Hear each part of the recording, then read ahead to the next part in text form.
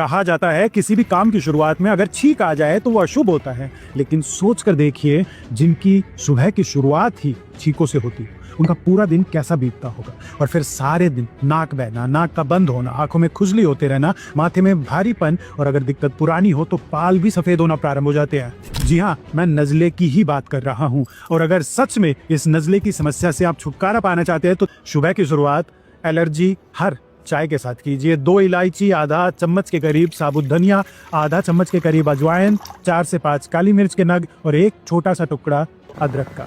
1 गिलास पानी में डालकर इनको इतना उबाले कि पानी की मात्रा आधी रह जाए, फिर इसमें थोड़ा सा गुड़ मिलाकर चाय की तरह गरम गरम इसे पी जाइए।